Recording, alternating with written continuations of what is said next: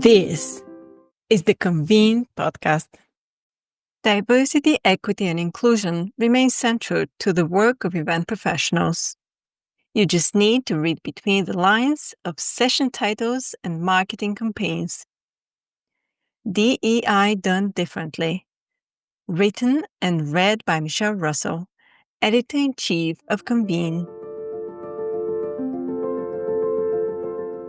In the months since the U.S. administration signed a January 20th executive order declaring DEI immoral and illegal, and directing federal departments to terminate activities related to DEI, its effects have rippled through the events industry.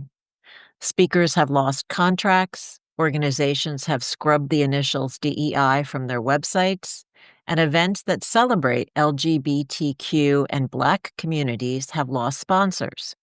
In June, Pride parades in the U.S. reported losing as much as 90% of their sponsorships, and some Juneteenth celebrations, a federal holiday that marks the anniversary of the day in 1865 when word of the Emancipation Proclamation reached enslaved people in Texas, were reduced or canceled. In Denver, organizations of the Juneteenth Music Festival pared the event down to one day rather than the two it had originally scheduled after more than a dozen corporate sponsors pulled their support.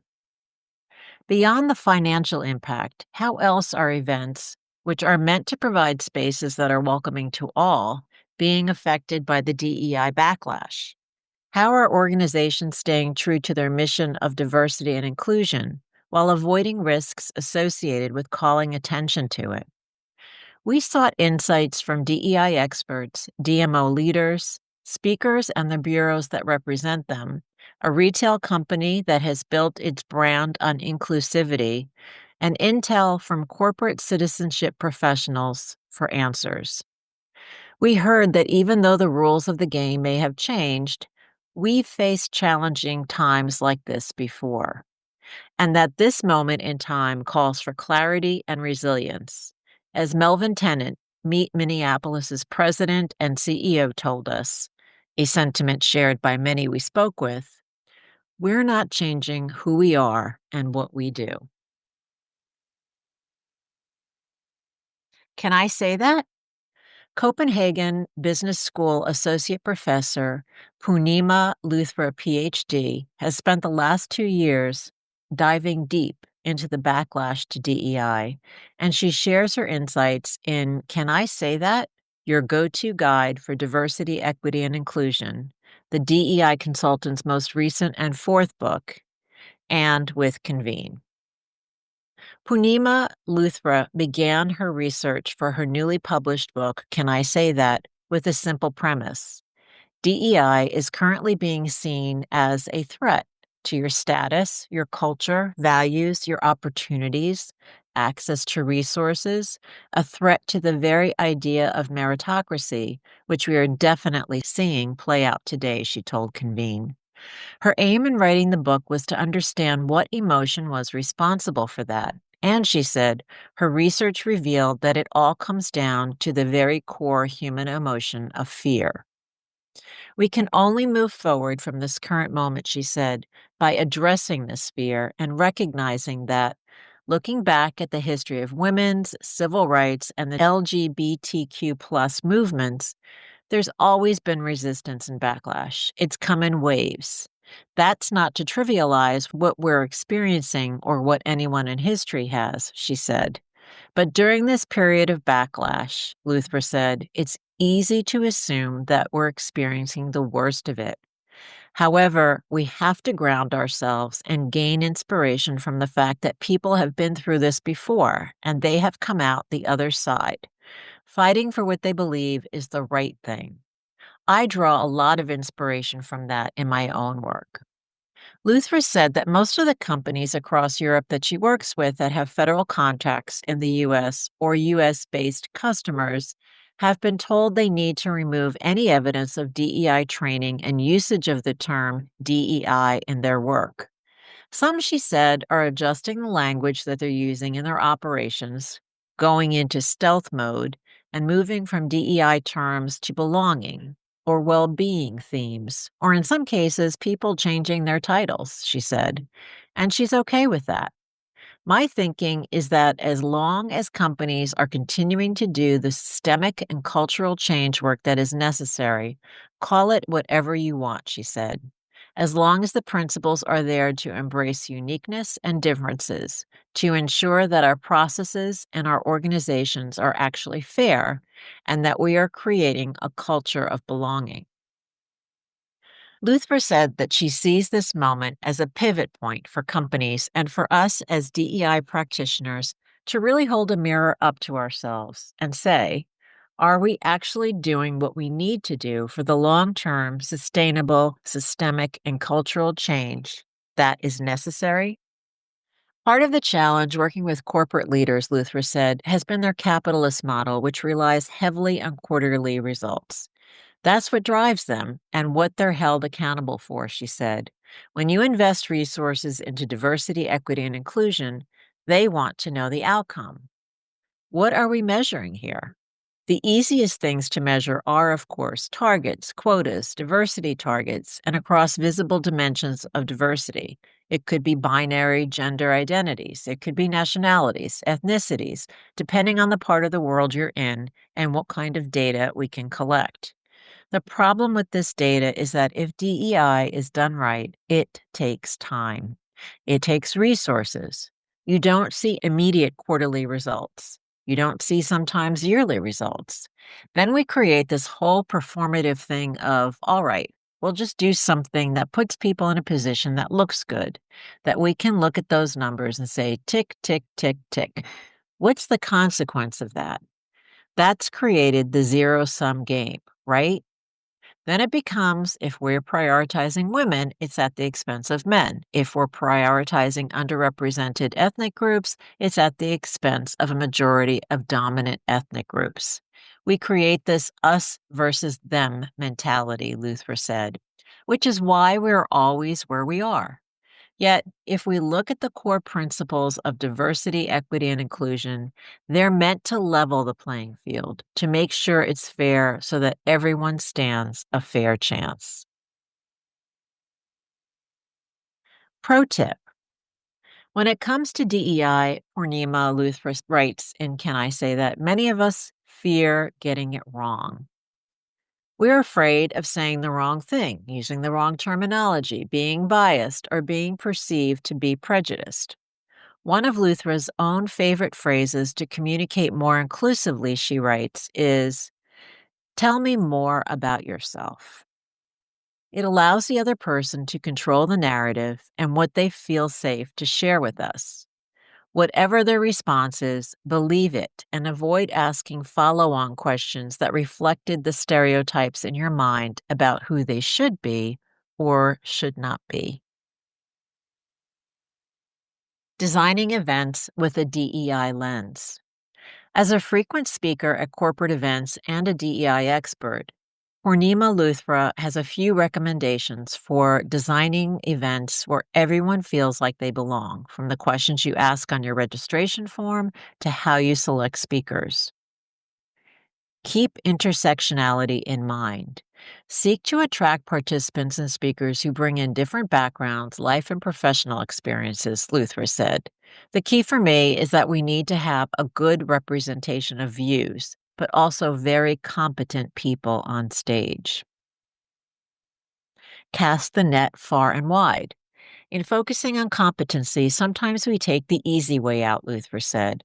We don't make an active effort to look for speakers who might not be the obvious choice, but they have a wealth of knowledge and experience to share. That requires scouts who go out there who are really looking for this talent.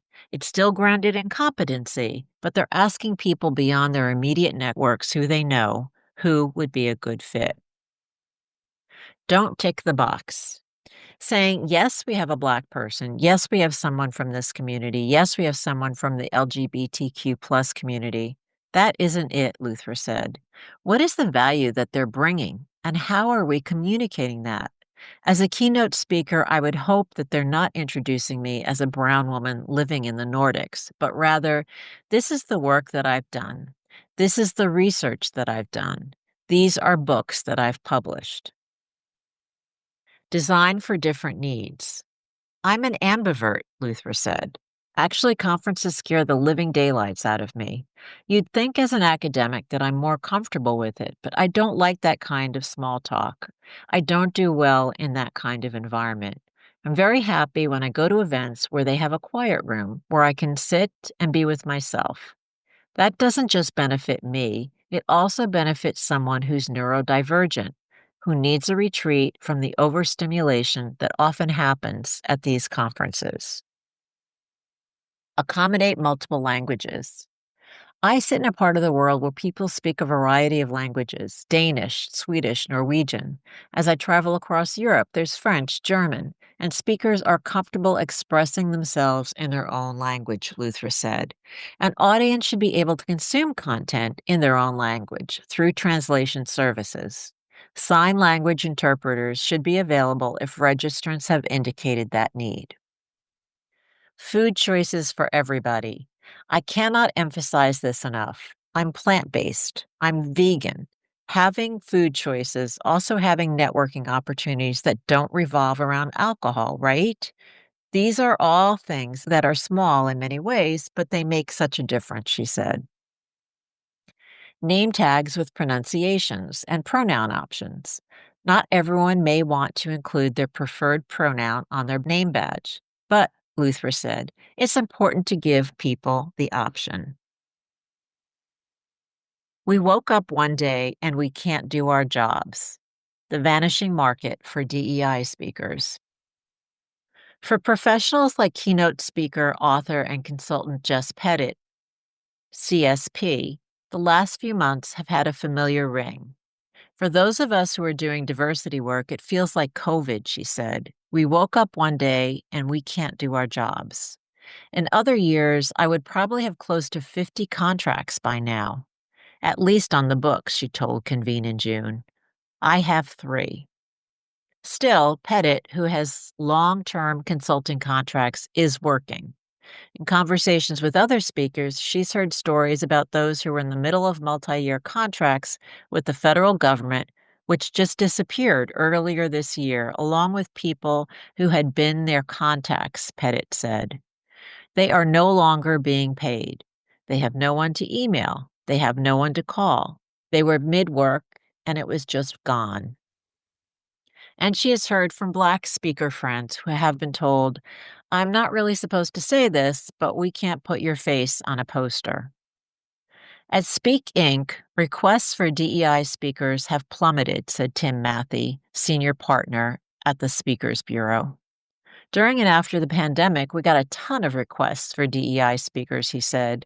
I mean, it was very hot, popular, almost a must with associations and corporations. But I'd say in the last 6 months or so, it's kind of off the table.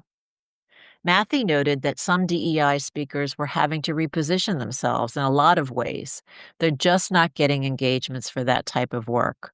Some of our DEI speakers reposition themselves with kind of different language, and there are others we've seen just completely do a flip, a 180 on what they're speaking about, and try to become experts on a different topic, which is difficult. Years ago, social justice was the bad word, and that's how we got to DEI, Pettit said. Now that DEI is deemed bad, people are turning to leadership and workplace culture, terms that she also uses. I am really leaning into crisis management. But because she doesn't lead with diversity language, Pettit describes her area of expertise as talking about polarizing topics, i.e., conversations across difference. She hasn't had to change very much, she said. Pettit uses the word diversity on her website, but has removed the initials DEI because it's such an easy target for people who are looking to harass people online by doxing them, she said. I'm a diversity person, Pettit said, and the program I'm doing most frequently right now is the one that I did at the beginning of COVID, which is on how did your life teach you to deal with uncertainty or the unknown. Can't call it a DEI conference anymore. Groups who have booked DEI speakers have also changed how they talk about them, Matthew said. Some groups have renamed events with DEI in their titles after their legal counsel said they can't call it a DEI conference anymore. Likewise, John Truran, managing director of speaker management company D'Amelio Network, said that he has definitely seen a decline in the number of DEI-specific events, such as those for Women's History Month or Black History Month.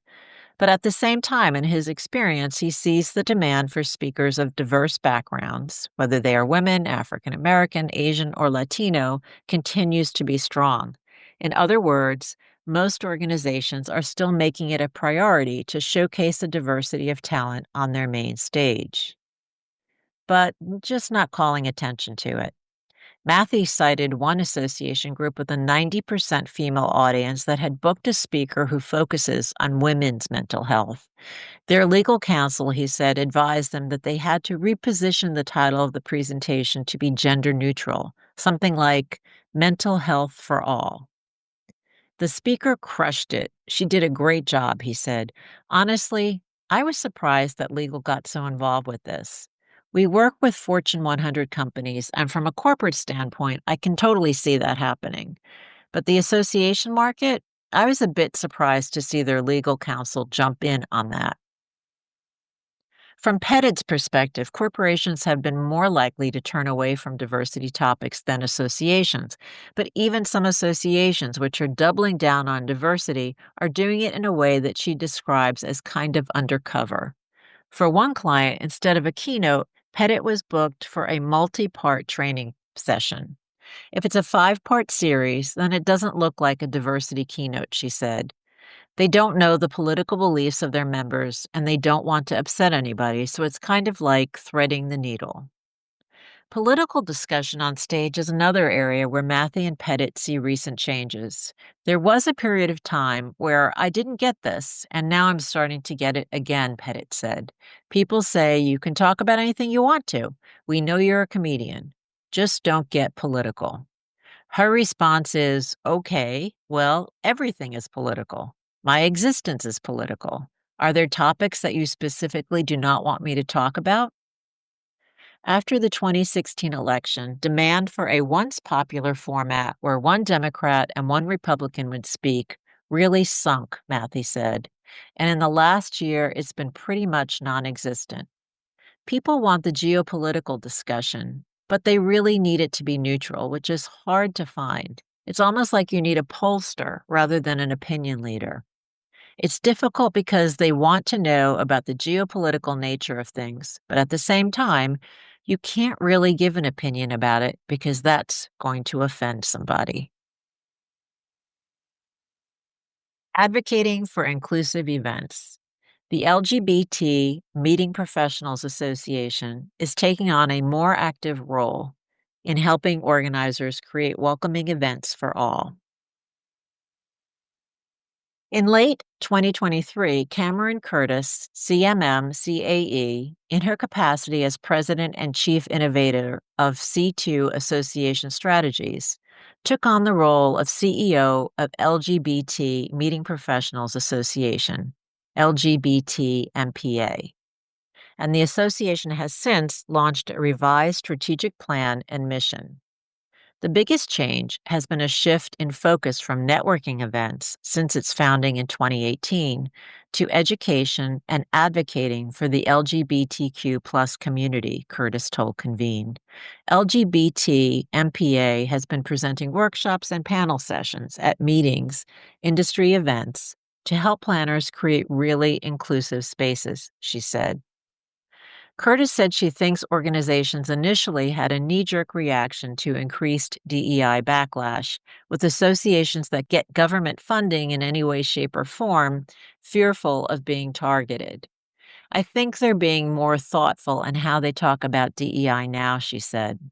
Diversity isn't just what we look like and our backgrounds and our ethnicity. It is diversity of thought, diversity of opinion, diversity of perception. I think a lot of people have shifted to saying we want to create welcoming events. One of the things that we say is, I can say you're welcome here, but if you step in and you don't feel like you belong because I haven't created that space where you really feel that you belong, then you're missing the whole point of inclusive event design. Beyond the binary has been the theme of LGBT MPA sessions and workshops at industry events. One of the case studies presented at a recent PCMA EduCon workshop explored what event organizers can do from an event design perspective in response to the current administration's recognition of only two genders. The TSA agents or customs or border agents, they're going to do whatever they're going to do, Curtis said. If your presenting identity doesn't match the identity on your passport or your driver's license, one of the things we said you can do is to make sure that you have somebody, like a travel support lead, on your team. So if one of your attendees has that issue, they've got someone who they could reach out to while they're at the airport for advice or help.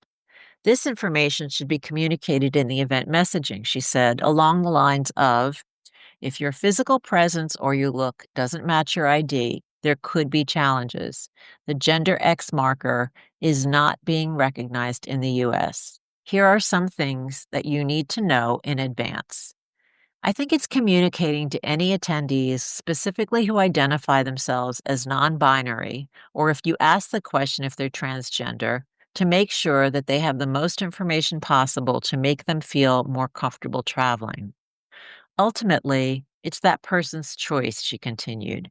I think that's what it's all boiling down to, is how do we create that space where you feel physically safe from the moment you arrived to the moment you leave? There are things that are beyond our control. Government agencies, we can't control that.